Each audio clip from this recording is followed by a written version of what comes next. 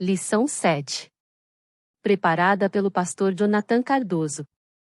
Estudo em João 7. Jesus e a festa das cabanas. Versículo-chave. No último dia, o grande dia da festa, Jesus se levantou e disse em voz alta: Se alguém tem sede, venha a mim e beba. Quem crer em mim, como diz a Escritura, do seu interior fluirão rios de água viva. João capítulo 7 versículos 37 e 38. Alvo da lição. Ao estudar esta lição, você vai identificar a perseguição a Cristo por causa da identidade e do ensino dele. Capítulo 7 do Evangelho de João é uma descrição de eventos ocorridos durante a Festa das Cabanas, também chamada de Festa dos Tabernáculos ou das Tendas.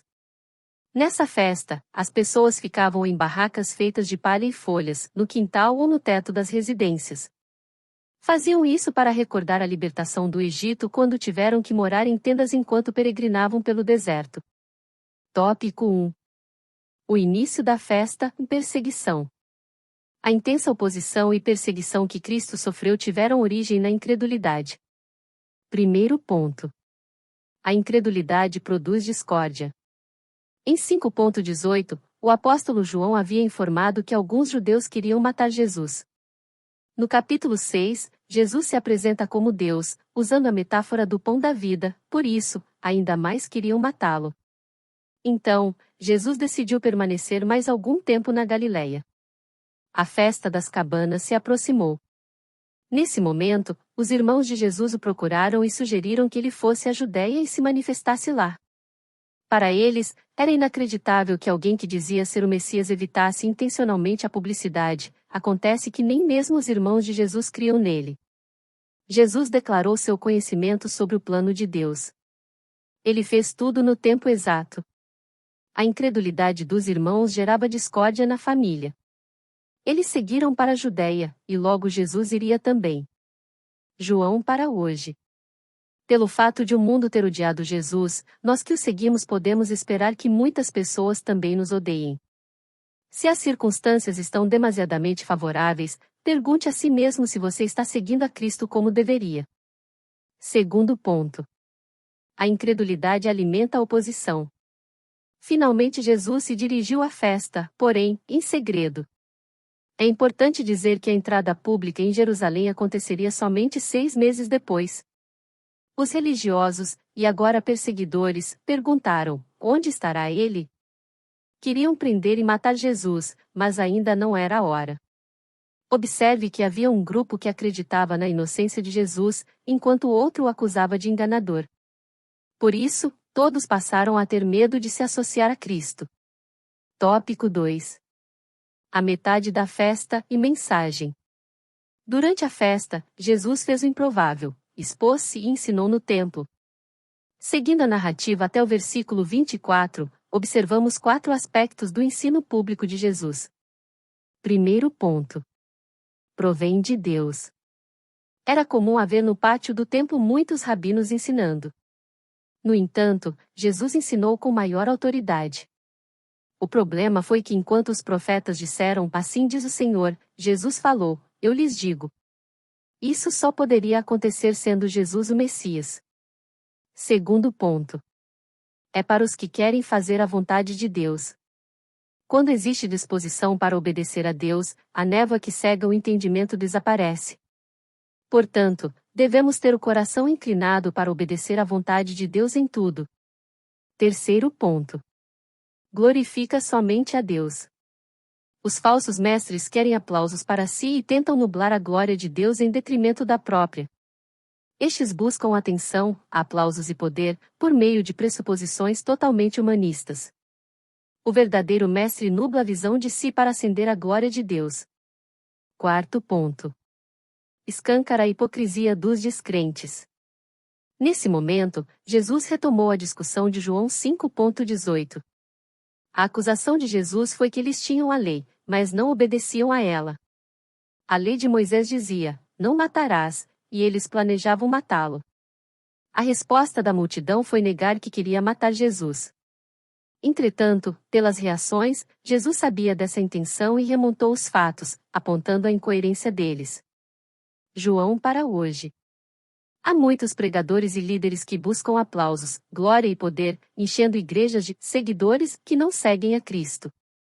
Como podemos identificar os líderes que promover a glória de Deus, e não a própria? Tópico 3. Ao longo da festa, debate. A discussão nesta sessão gira em torno da identidade de Jesus. Alguns o chamavam de bom, outros de enganador, alguns disseram que Jesus estava possesso por demônio, e outros afirmavam ser ele o Messias. Crer genuinamente em Jesus depende da crença correta acerca dele, ou seja, crer que ele é a manifestação de Deus. 4 obstáculos para a fé verdadeira. Primeiro ponto. Crendice. Algumas perguntas começaram a surgir. A confusão deles se dava em grande medida por uma crendice. Qual a base para a crença de que ninguém saberia de onde o Cristo viria? Na verdade, as Escrituras indicavam a origem do Messias, e você, Belém Efrata, que é pequena demais para figurar como o grupo de milhares de Judá, de você me sairá aquele que há de reinar em Israel, e cujas origens são desde os tempos antigos, desde os dias da eternidade. Segundo ponto. Coação. Vemos aqui um tom de ironia da parte de Jesus ao afirmar que eles o conheciam. O que Jesus disse foi que eles conheciam apenas da perspectiva terrena. Nada sabiam sobre Jesus como a manifestação do Deus vivo. Logo tentaram prender Jesus, porém, mais uma vez, não o puderam fazer, pois o tempo de Jesus ainda não havia chegado. João para hoje. Nenhum conceito humano será maior que os fatos de Deus. Às vezes, tentamos colocar o infinito dentro do finito, trazer Deus para nossa mente limitada. Precisamos entender os limites do entendimento e o relacionamento que Deus estabeleceu para nós. Como você se sente diante dos limites? Esses fatos têm sido desafiadores à sua fé? Terceiro ponto. Condescendência. Algumas pessoas reconheceram Cristo como Messias.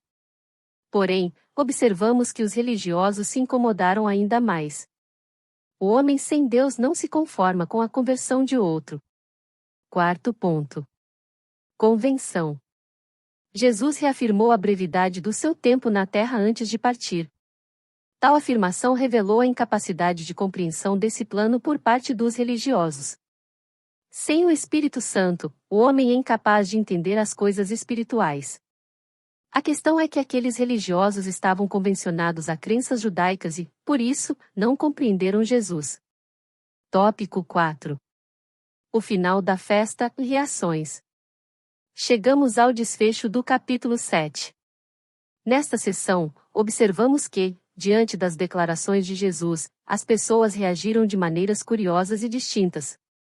Primeiro ponto. Dúvida acerca da identidade de Jesus. No dia de maior destaque da festa, Jesus falou de forma audaciosa. Eis o convite: se alguém tem sede, venha a mim e beba. Com o passar do tempo, qual a implicação natural de quando se tem sede e não se bebe água? É aumentar ou diminuir a sede?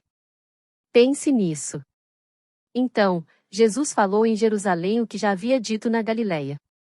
Porém, ele acrescentou uma nova informação: quem crer em mim, como diz a Escritura, do seu interior fluirão rios de água viva.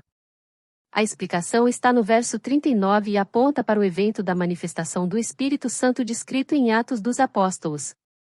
Agora observe as reações. Uns têm algum tipo de simpatia por Jesus e dizem: este é verdadeiramente o profeta. Outros apontam para a verdade e afirmam: ele é o Cristo. Outros perguntam: por acaso o Cristo virá da Galileia? Houve uma grande cisma na plateia de Jesus. O desfecho foi que alguns queriam prendê-lo, mas não podiam, pois ainda não era a hora. Segundo ponto. Oposição por causa da identidade de Jesus. Os sacerdotes e fariseus perguntaram aos guardas: por que vocês não o trouxeram? Noutras palavras, por que não trouxeram Jesus? Ele resistiu à prisão. Ele tem soldados aos seus comandos? A resposta dos guardas foi: jamais alguém falou como este homem. A simpatia dos guardas ao Evangelho irritou os opositores de Jesus. O argumento dos religiosos foi que, se os mestres não se renderam à mensagem de Jesus, então a mensagem era falsa. Naquele momento, surgiu Nicodemos, que outrora tinha recebido a mensagem de Cristo, e estava se manifestando publicamente. Seu argumento tinha base no Antigo Testamento e na sabedoria intelectual. Nicodemos argumentou: primeiro ouvir, depois julgar, depois absolver ou condenar. Porém, houve um contra-argumento: por acaso também você é da Galileia? Examine e verá que da Galileia não se levanta profeta. Argumento inválido é claro, pois nenhuma nacionalidade define a condenação de alguém. Depois foram todos embora. João para hoje. Você está pronto para argumentar sobre sua fé em Jesus? Como tem se preparado para momentos como esse? Você nutre ousadia e sabedoria para momentos como esse? Conclusão. A festa das cabanas nos serve de ponto de referência para observarmos a oposição contra Cristo.